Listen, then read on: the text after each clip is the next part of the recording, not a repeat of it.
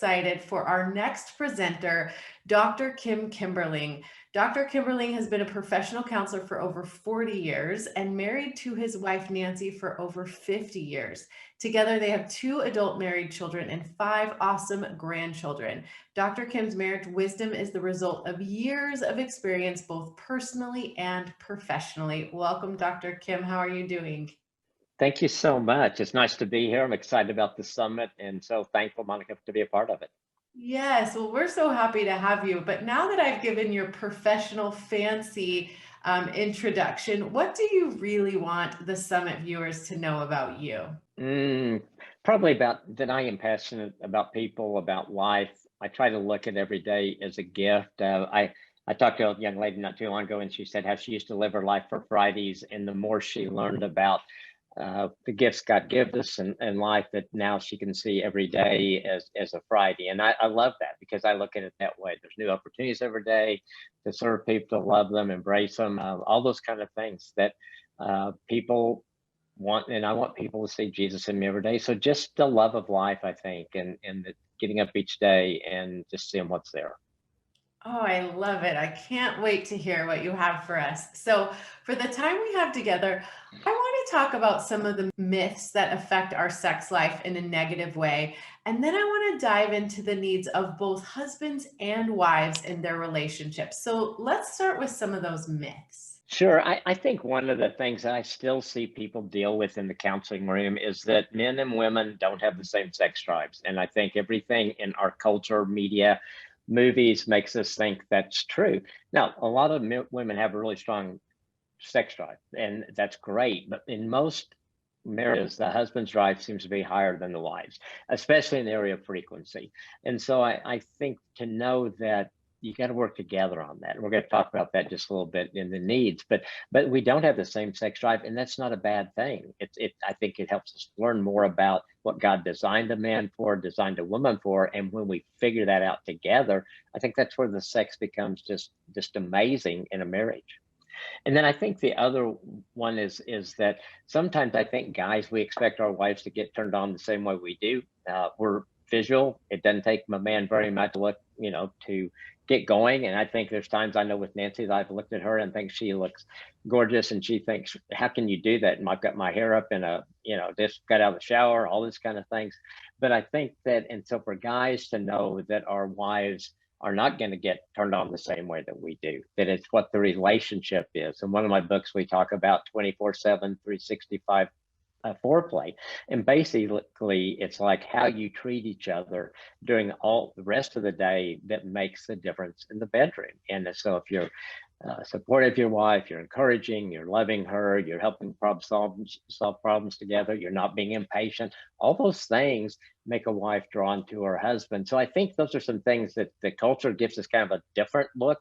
But when you really see it in the context of how God created man and woman, it's different, and it's not a bad thing. It's a good thing, really. Yes, I love that so much.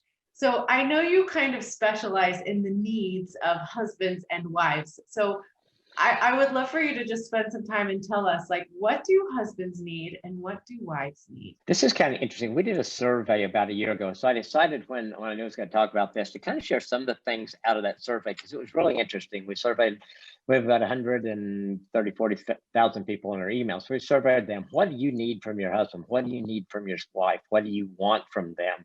And so I think share some of the answers with you. One of the things that was really interesting, both the husband and the wife wanted their wives to be present in the physical relationship, and it plays out a little different because for a guy, I think it's how we see our wives. We want to be close to them.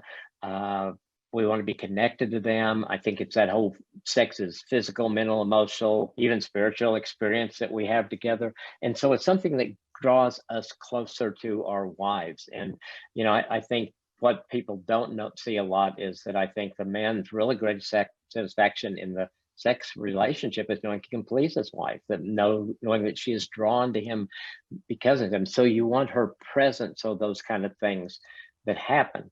But then I think our wives, it means that we are mentally and physically, both physically present with us. Well, the physical is pretty easy, but I think the mental, especially in our culture, our wives want to know that we're thinking only of her, that we're being faithful in our minds to her, that there's not intruding thoughts of other women or porn or anything other than that. She wants to know that she turns you on, that you desire only her, and that's being present with her. And then I think that gives her the freedom to open up and give herself completely to her husband. And I think I just love that, it's kind of like you think about if you were use the term nails and you tell a woman, well, she's going to get her nails done. She likes doing that. You'd say nails to a guy and he's thinking, well, I'm going to Home Depot because I got a project to do. Same word, but it plays out different. And I think that idea of presence is the same way. It's important to both of us, but it plays out in different ways in the physical relationship. Oh, that's such a great one. Yeah. So another one I think that I really liked, husbands want their wives to be open to try new and different things. And I think sometimes that scares our wives because they have no idea what we're going to come up with or say.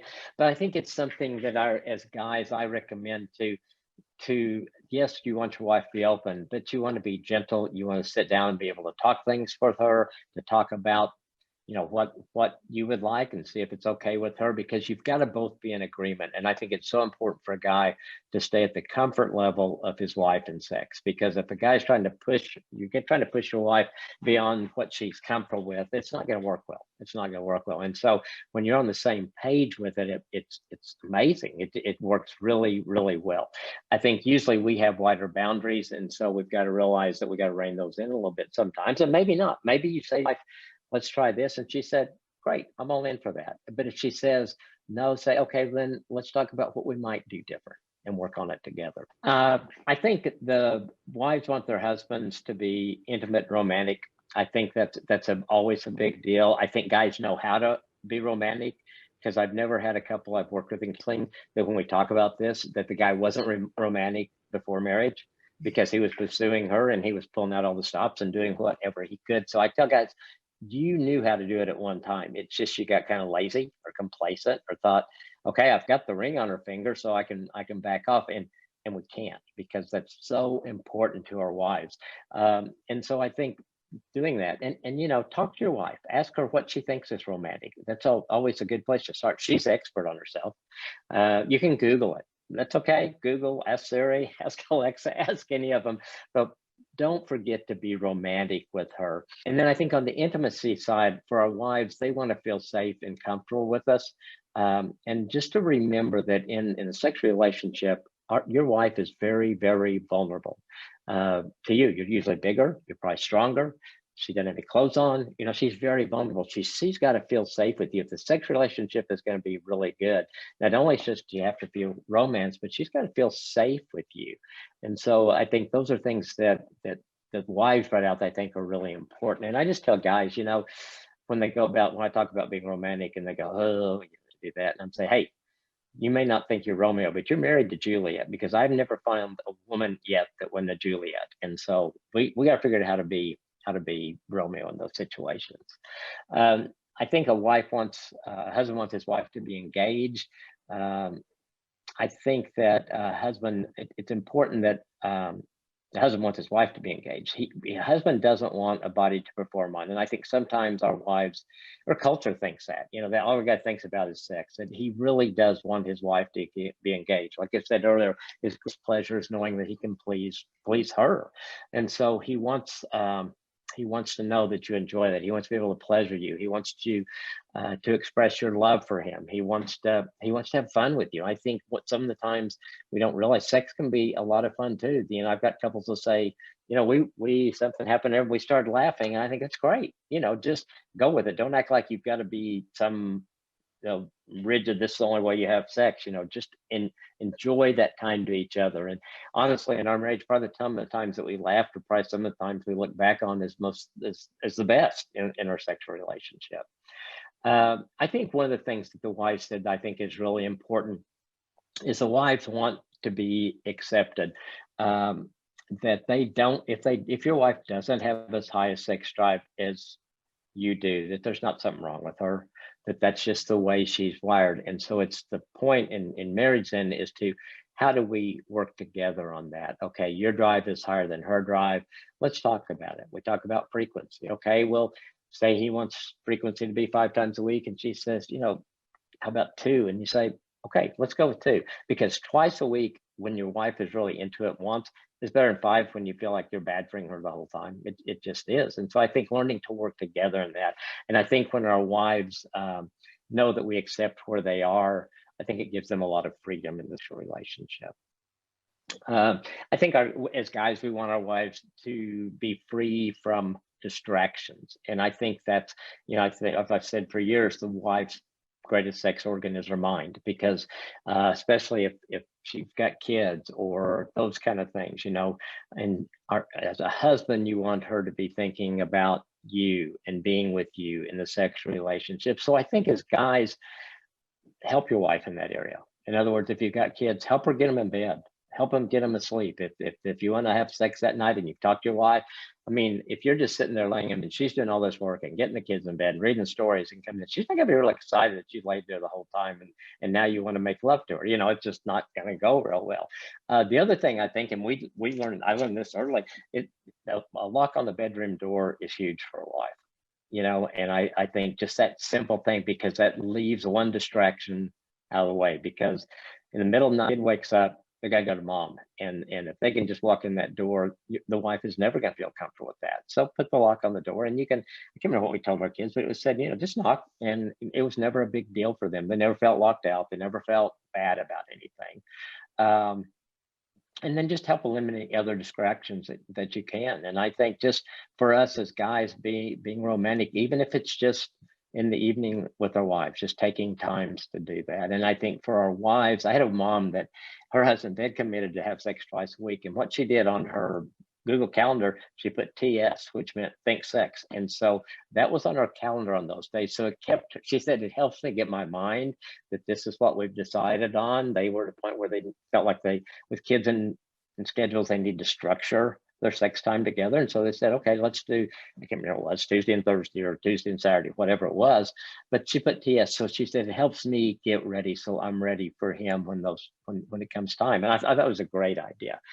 I think one of the things I heard from too, they want us to know probably more about them, about their bodies, those kind of things. I think as guys, we think we're supposed to know everything about sex, and we don't.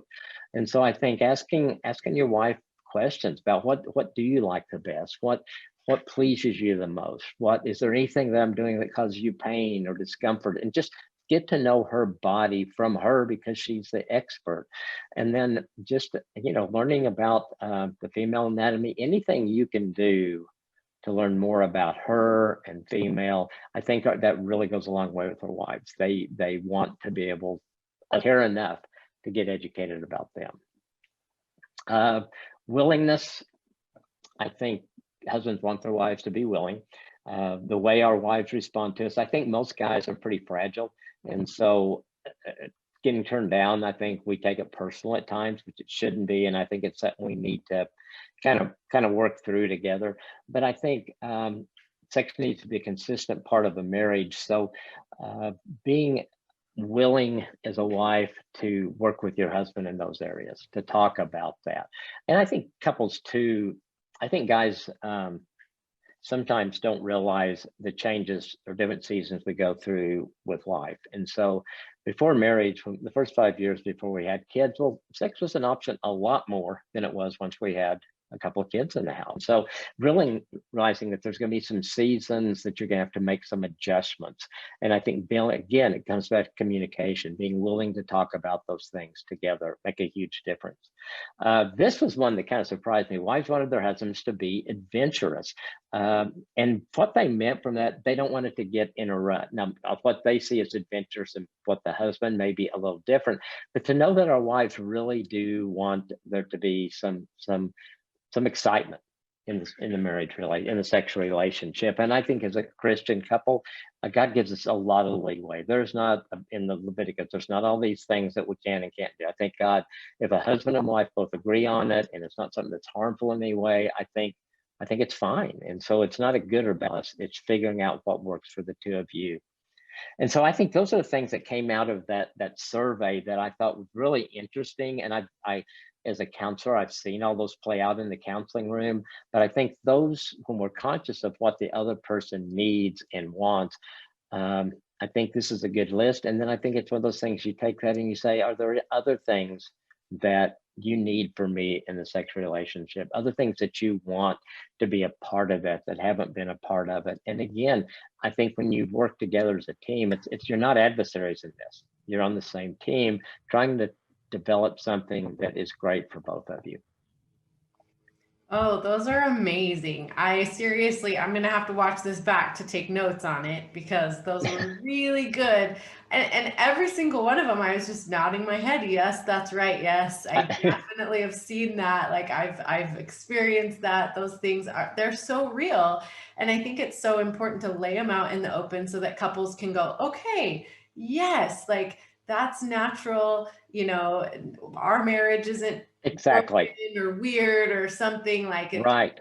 Yeah, there's lots of people that feel the same way. So I love that. Thank you so much. I think so, and yeah, I think I think as a woman listening to him, you think, yeah, that worked. But then when the guys listen, go, I didn't know that, and vice versa. It's just things that we don't talk about enough. Most couples that I see in counseling, the two things they don't talk about usually are their spiritual life and their sexual life, which are probably two of the most important things they can talk about in a marriage And they're relationship. so interconnected as well because Absolutely. yeah, so great. So great. So I want to take this opportunity to just get a little more personal with you. So let's imagine, and I'm sure you've had many, many years to experience this, but let's imagine one day you wake up and you realize you've allowed life, kids, grandkids, your businesses, and all the things to take precedence over your partner. So you're feeling Mm. disconnected and interrupt. What would you personally do to rebuild the relationship, reignite the spark, and bring the fun back into your partnership? I would first thing I'd do would connect with my wife. I would say, "Hey, I just realized, or I've been realizing that I've blown it, and I've done some. My life has gone some direction I didn't want it to go, and you are the most important thing, and our family's most important. Can we talk, sit down, and talk about that?" And I think it's just really an apology from your heart, because I think that will start out by getting your spouse back on the same page with you. I think if I did that with Nancy, she would be all in. Okay, let's make this work together. And then I think you go back and you say, okay, what worked before? Well, we used to spend time every evening when you came home together. But then now you come home with the phone in your ear, or you go right to your computer and said, I would love to have that time with you again that we used to have. We used to have so much fun together. Sometimes I'll look at couples in counseling and say, what do you do for fun together? And it's like the deer in headlights still. And I said, so I'll go back. What'd you do for fun before you got married? Everybody did fun before you got married. So bring some things back to have fun together. The wife may say, we used to pray together. And remember how that drew us closer together. I think it's one of the things that our wives love for us to do together. And you don't have to be a pastor or some orator to do that. It can just be God help our marriage, pray for something that's going on in his life, married, those kind of things. Um, date nights, I would put those back in, because I think we forget about that. I know that one of the things we did right amidst all the other wrong things is, when our first child was born, we had, after about the third month, we had a babysitter set up for every Saturday night. And I think, talking to Nancy, looking back, that she looked forward to that. She knew she was going to have time with me those days when she was just exhausted. It gave her something to look forward to. One of the things that we talk about a lot is touch points. And basically what that is, there are times every day that you can interact and grow your marriage. Maybe I have a couple that they try to make everything a date. So they live a little bit in the country, so their mailbox is probably a block or so away. They walk the mailbox together and they talk. I've talked to couples that, they're going to run errands, and so they stop to get coffee in the middle of that and make a date of it. Look for those touch points. And it may just be when you're just home, and maybe the kids all happen to be in the backyard, and you walk in the kitchen, your wife's there, and you just say, you look beautiful, and you just give her a hug. Look for those opportunities to connect that way. I think it makes such a difference. So I think all of those, and it really is going back to being present with each other and being intentional with each other. Having a great marriage is not rocket science. It's just doing the things that work consistently, and growing that together over a period of time. Oh, this has been so good. Thank you so much. I think you've given us so many things to just go back Well, and thank you. check in and make sure that we're doing. And I really appreciate your time. Please tell the viewers where the best place to find you and connect with you and learn more about all of the wonderful information that you put out into the world. Well, probably the two or three things. First, awesomemarriage.com. We have all our resources, everything on there. My website, kimberling.com. We have the things for everybody, but certainly for men on there, links to our Better Men podcast and things like this. And then the thing that's probably our most popular deal is the One Thing email. And you can sign up onething.email and you just get an email from me Monday through Friday of one thing you can do for your marriage each day. So those are probably the main ways. And then the website, you can see some of the things we offer and see what fits for you. Oh, fantastic. I hope that everyone will keep in touch. Thank you so, so much. Thank you. To learn more ways to deepen your intimacy and strengthen your relationship, make sure you watch this video next.